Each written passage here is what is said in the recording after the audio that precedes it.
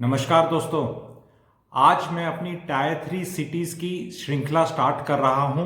मुझे छोटे शहरों पर वीडियो बनाने के लिए बहुत डिमांड आ रही थी। जो शहर मैंने आज चूज़ किया है इसकी सबसे ज़्यादा आ रही थी।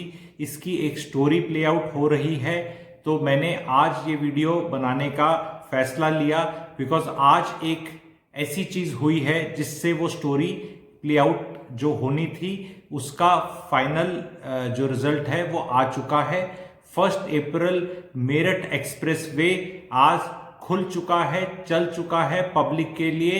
1 हफ्ते टोल फ्री रहेगा। ये मेरठ शहर की बहुत डिमांड आ रही थी। मैं ये बताना चाह रहा हूँ यूपी की बहुत प्यारी स्टोरी प्ले आउट कर रही है एंड हम नोएडा, ग्रेटर नोएडा में फंस के रह जाते हैं।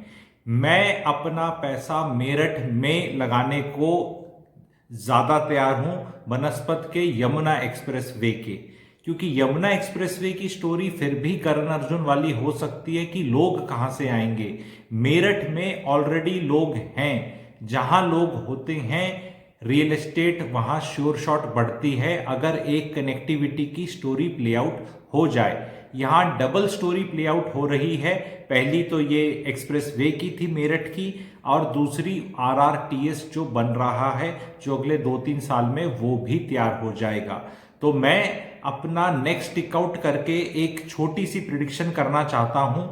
15% अगले 6 महीने में मेरठ की रियल एस्टेट देगी रिटर्न्स, और मैं इसमें आज एक पर्टिकुलर प्रोजेक्ट को कवर करूंगा और उस प्रोजेक्ट में आपको रिटर्न्स मिलेंगे 25% अगले 7-8-9 महीने में।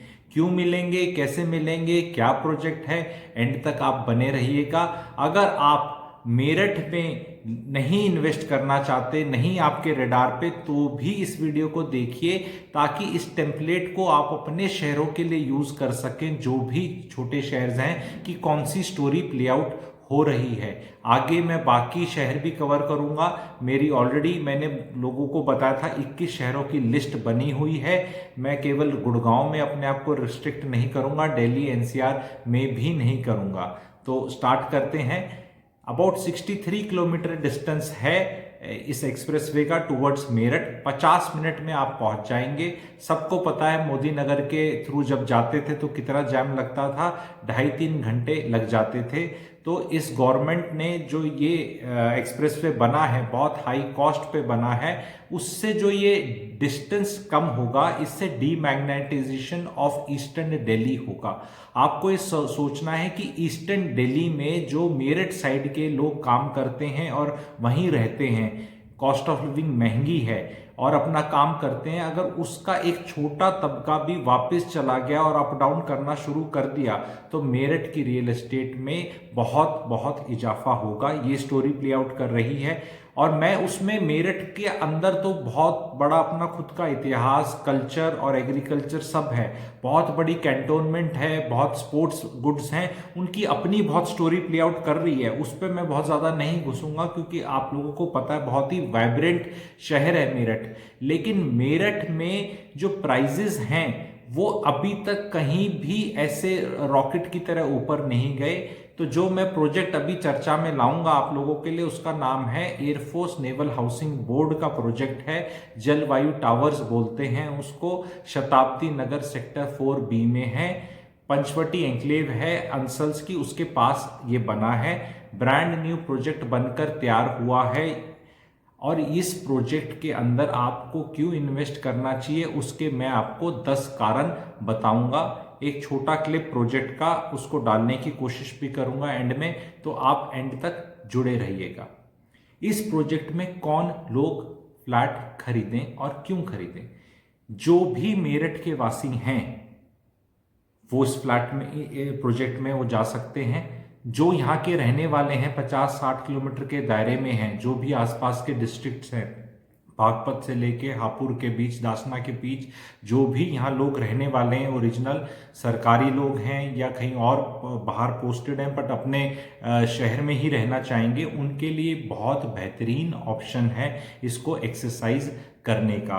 कुछ यूनिट्स, बहुत 10 से 12 यूनिट्स डायरेक्ट AFNHB के पास बची हुई हैं जो सिविलियंस भी ले सकते हैं। ये बेसिकली प्रोजेक्ट फौजी भाइयों का है, नेवी के और एयरफोर्स वालों का है, लेकिन अभी इसमें सिविलियंस भी बची हुई कुछ यूनिट्स खरीद सकते हैं। और रीसेल में तो आप जैसे नॉर्मल किसी प्रोजेक्ट में कोई चीज़ खरीद सकते हैं, आप वो खरीद ही सकते हैं।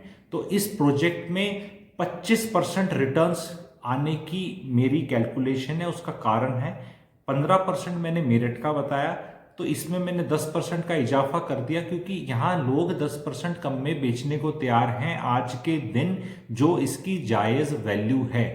तो वो -10 से +15 का जो सफ़र है, इसलिए मैंने 25% किया। यहाँ के जो भी अलॉटीज हैं, वो भी अगर ये वीडियो देख रहे हैं, मैं उनको राय दूंगा, प्लीज़ आप मत बेचिए। ये प्रोजेक्ट 2 से 3 साल डिले हो गया था, तो इसमें लोगों का, कईयों का पेशेंस वेयर आउट हो गई, पर आज ये बन के तैयार है। 545 फ्लैट्स में से 300 ने तकरीबन पोजीशन ले लिया है, और बाकी 250 लोग भी अगले 2-2.5 महीने में ले लेंगे। तो जो भी अलॉटीज भाई हैं इसमें, क्योंकि उनमें से भी बहुत लोग मुझसे जुड़े हुए हैं, मेरे को उनको बहुत ही फ्रेंडली ब्रदरली एडवाइस है, आप इसको नेक्स्ट दिवाली तक मत बेचिए। आपको एक लॉस में बेचना पड़ जाएगा, क्योंकि जब आप ये स्टोरी प्ले आउट करते देखेंगे, मेरिट की जो प्ले आउट हो रही है, तो there will be a sense of loss. At the same time मैं मेरिट वालों को और बाकी लोग जो खरीद सकते हैं उनको बोलूंगा कि अगर कोई भाई बेच रहा है, क्योंकि मेरे वीडियो की रीच किस तक है मुझे नहीं पता, तो जिसका जहां मौका लग जाए वो अपना चौका मार ले। तो अगर कोई भाई बेच रहा है किसी कारण और बेचना ही चाहता है, किसी की मजबूरी है, तो अगले 1-2 महीने में इसको ले लीजिए। ये बहुत ही बेहतरीन प्रोडक्ट है, एंड यूज प्रोडक्ट है। इन्वेस्टमेंट का मैं इस तरह बोलूंगा कि ये नहीं बोलूंगा कि आप इसको ले लो और फिर बेच दो, क्योंकि रजिस्ट्रेशन कॉस्ट होती हैं, फिर बेचने की कॉस्ट होती है, पर एक चीज रहने लायक है, रेंट पे देने लायक है, पोजेशन लेने लायक है, ओन करने लायक है। तो वो 10 कारण क्या है जी? सबसे पहला कारण है ये आपको लेने का, बहुत लो डेंसिटी प्रोजेक्ट है, केवल 545 यूनिट्स हैं 10 एकड़ में। तो ऐसा प्रोजेक्ट वहां इतना खुला नहीं है। एक पिटे हुए बिल्डर के ही कुछ प्रोजेक्ट्स हैं वहां पे, जो NCR का पिटा हुआ बिल्डर है, बैंक्रप्सी वगैरह प्रोसीडिंग्स भी चली हैं जिसके खिलाफ, बाकी कोई प्रेजेंस नहीं है। तो अगर आप इसका कॉस्ट एनालिसिस करेंगे कि कोई नया बिल्डर आए, फ्रेश लैंड ले और प्रोजेक्ट आज लॉन्च करे, तो सप्लाई आते आते उस प्रोडक्ट की 5 से 6 साल हो जाएगी। तो वो अपने आप ही जो उसका प्राइस होगा वो इस प्राइस से कहीं ज़्यादा वर्कआउट करेगा, क्योंकि cost of construction over a period of time बढ़ चुकी है, आगे और बढ़ने वाली है, एंड लैंड कॉस्ट तो बढ़ी हुई है। अब इसमें कई लोग मुझे पहले ही चेक कर देंगे, कमेंट सेक्शन में लिखेंगे कि भाई मेरठ तो प्लॉट वाला है, यहाँ के लोग तो प्लॉट हैं, हाई राइज का कल्चर नहीं है। तो मैं ऐसे ही जी एक्सपर्टीज नहीं अपना ढिंढोरा पीटता। जी सही बात है, मेरठ के शायद जो लोकल लोग हैं उनका यही रुझान है कि प्लॉट लेके अपने बनाए, प्लॉट की जगह है, लेकिन कल्चर शिफ्ट हो रहा है, हर जगह शिफ्ट हो रहा है। सिक्योरिटी के एंड एमिनिटीज एंड लाइफस्टाइल लोगों को चाहिए। स्पेशली जो मेरी थ्योरी है वो ईस्टर्न दिल्ली वालों की शिफ्ट करने की, वो प्ले आउट करती है, तो उनका रुझान इस तरह के प्रोजेक्ट्स में रहेगा। एंड बहुत ज़्यादा चॉइसेस जो मेरठ के रहने वाले हैं, मेरठ रियलिटी को जानते हैं, बहुत ज़्यादा चॉइसेस नहीं है। अगर ईस्टर्न दिल्ली 0.5% भी उठ के गई उस एरिया वाली 0.5%, तो मेरठ में 5-10 हज़ार फ्लैट नहीं है। आप गिन लो जितने भी प्रोजेक्ट है, और ऑलरेडी उन लोगों ने ओन किए हुए हैं। तो ऐसा नहीं है कि ये 545 जो फ्लैट्स हैं ये सारे बिकाऊ हैं, इसमें से मैक्सिमम 30, 40, 50, 60, 100 तक बिकाऊ हो सकते हैं। उससे ज़्यादा यहाँ भी कोई बिकाऊ नहीं है, क्योंकि लोगों ने अपने एंड यूज के लिए ले रखा है। तो सबसे बड़ा रीज़न है इसकी लो डेंसिटी। सेकेंड, इसमें 4 तरह के फ्लैट्स हैं, 2 तरह के 2 BHK हैं, एक छोटा एक उससे बड़ा, और एक है 2 तरह के 3 BHK हैं। 3 BHK तकरीबन 1704 सुपर एरिया और 1571 सुपर एरिया के हैं, उसी तरह 1100 के करीब आपके 2 BHK हैं। सेकंड पॉइंट जो आपको इसके लिए लेना चाहिए वो जी प्राइस पॉइंट बहुत ल्यूक्रेटिव है, प्राइस डिस्कवरी है ही नहीं। मतलब मैं प्राइस यहां बताऊंगा भी नहीं आप लोगों को, वो इसलिए कि जिसको इंटरेस्ट है वो जुड़ सकता है, जो बेचने वाले हैं अलॉटीज वो जुड़ सकते हैं। उनसे हाथ जोड़ के मेरी विनती, अगले दिवाली तक मत बेचिए, लेकिन अगर आपको फिर भी जरूरत है तो आप जुड़ सकते हैं। खरीदने वाले जो इसमें इंटरेस्ट लेना चाहते हैं वो भी मुझसे जुड़ सकते हैं, कि जिनको इस प्रोजेक्ट में इंटरेस्ट है वो जुड़ सकते हैं, क्योंकि ये project ready to move in है एंड बिल्कुल ब्रांड न्यू है। प्राइस बहुत ही ल्यूक्रेटिव है, मैं कहूंगा कंस्ट्रक्शन कॉस्ट प्लस थोड़ा सा और में आपको मिल रहा है। तो इसमें प्रॉफिट और बिल्डर का प्रॉफिट वो वाला है नहीं, क्योंकि नो प्रॉफिट नो लॉस वाली थ्योरी है जो उस पे ये बना है। एंड यहाँ पे अब आपको कोई जीएसटी कोई टैक्सेस उस तरह के देने नहीं है, जो अंडर कंस्ट्रक्शन वाले में जो और खर्चे हो जाते हैं प्रोडक्ट के, वो देने ही नहीं, क्योंकि ये ready to move in product है। तीसरा रीजन क्या जी, इसमें लैंडस्केपिंग बहुत प्यारी हो रखी है। अगर उस क्लिप में आप लोग देखेंगे तो थोड़ा उसमें देखने को मिलेगा आपको, लैंडस्केपिंग अच्छी है। बगल में संजय वन है, लोकेशन बहुत अच्छी है इसकी, शहर के बिल्कुल बीचों बीच नहीं है, पर ऐसे भी नहीं कि कोई दूर है, 4-5 किलोमीटर दूर है। बहुत ही अच्छी जगह है, शताब्दी नगर, आप लोग जिनको आइडिया है उनको पता होगा, काफी अच्छी लोकेशन है। चौथा जो पॉइंट है जी, रेंटल्स इसका अच्छा आएगा, क्योंकि सोसाइटी बहुत नामचीन सोसाइटी है, बहुत लोग यहाँ रहना चाहेंगे बिकॉज ऑफ सिक्योरिटी एंड जो इसके साथ एक ऑरा आता है सोसाइटी के साथ। पांचवा रीजन भी वही है उसका। पांचवा रीजन है जी, जेंट्री बहुत अच्छी है, मोस्टली अपने फौजी भाई हैं यहाँ पे, डिसिप्लिन्ड लोग हैं। एंड जेंट्री एक ऐसी है जहाँ एक नॉर्मल आदमी रहना चाहेगा, उन लोगों के साथ इंटरेक्ट करना चाहेगा। ये बहुत बड़ा रीजन है किसी भी एंड यूज प्रोजेक्ट के लिए। छठा क्या है जी, RW यहाँ बहुत रॉबस्ट बनने वाली है। अभी इलेक्शंस जब भी यहाँ ड्यू होंगे, वो RWA बहुत अच्छे से प्रोजेक्ट का ख्याल रखेगी। मेंटेनेंस कॉस्ट नॉर्मल जो अपनी दिल्ली एनसीआर के प्रोजेक्ट्स हैं उनकी तरह रूफटॉप नहीं जाएगी, अकाउंटेबिलिटी बहुत ज़्यादा होगी। तो कॉस्ट ऑफ लिविंग बहुत अच्छी है यहाँ पे। जो जैसे मेरठ परसे के अंदर जो गंग नहर जाती है, तो उस तरह के जो पानी के इश्यूज और सब्जी कॉस्ट ऑफ लिविंग के इश्यूज हैं वो इस शहर में इस तरफ वैसे भी नहीं है। एंड जो दिल्ली ईस्ट दिल्ली वाले अब शिफ्ट करना चाहेंगे वापस, बिकॉज आपको देखिए 50 minute is not much of A time. Delhi NCR के अंदर लोग इतना अमूमन ट्रैवल करते हैं, तो प्लस उनको कॉस्ट ऑफ लिविंग सस्ती मिल जाए तो इंसेंटिव मिल जाता है। 2.5-3 घंटे तो कोई नहीं करना चाहता जो पहले था, तो अब टाइम कम हो जाएगा। इससे स्टोरी धीरे धीरे प्ले आउट होनी शुरू हो जाएगी।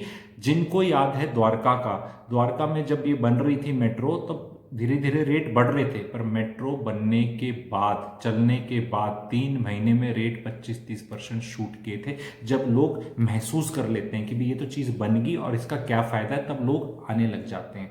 तो ये एक रीज़न है। इसका 7वां रीज़न है जी, यहाँ लेने का सिक्योरिटी बहुत अच्छी है। सिक्योरिटी 2 तरह की होती है, एक होती है एक्चुअल सिक्योरिटी, दूसरी होती है परसीव्ड भी। तो सिंस सारा ही डिफेंस का लोगों का प्रोजेक्ट है, परसीव्ड सिक्योरिटी भी बहुत अच्छी है और एक्चुअल तो अच्छी है ही और होगी ही।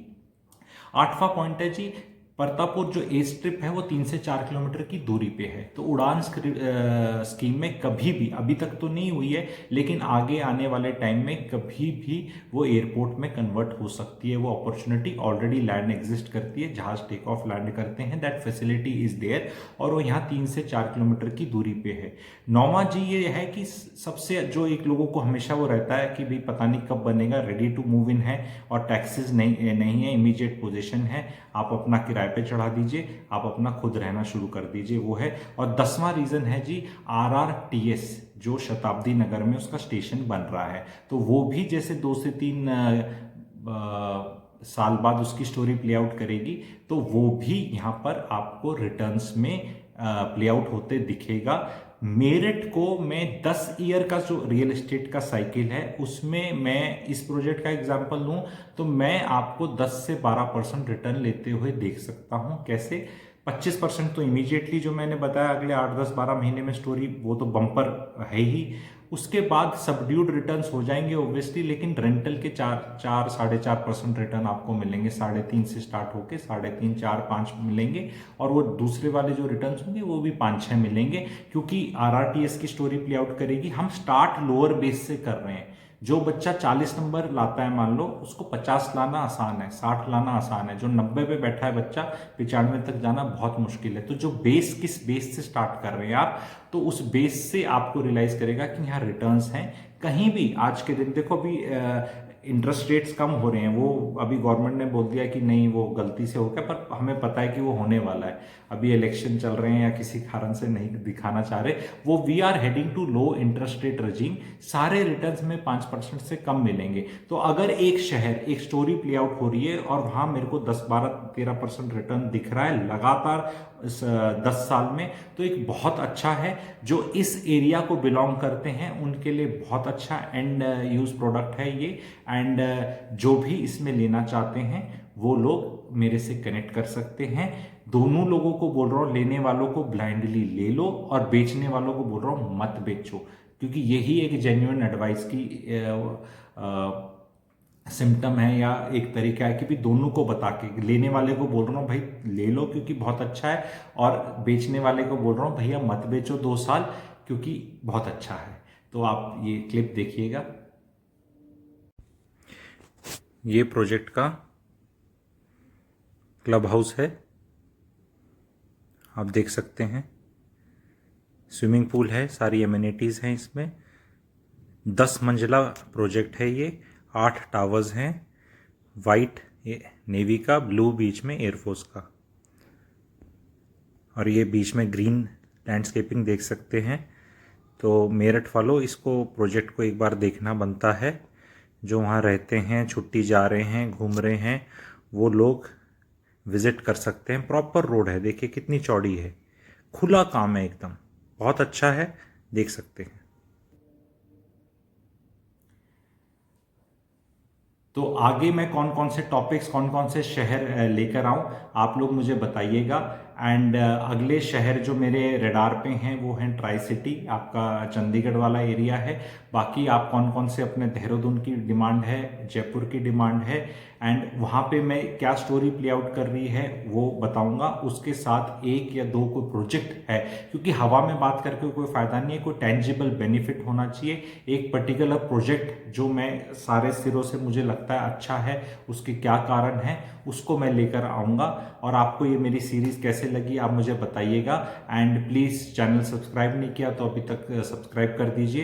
एंड अपने सर्कल में जिन लोगों को इंटरेस्ट रहेगा मेरठ वाले इस प्रोजेक्ट में, आप ये वीडियो फॉरवर्ड कर सकते हैं। Thank you.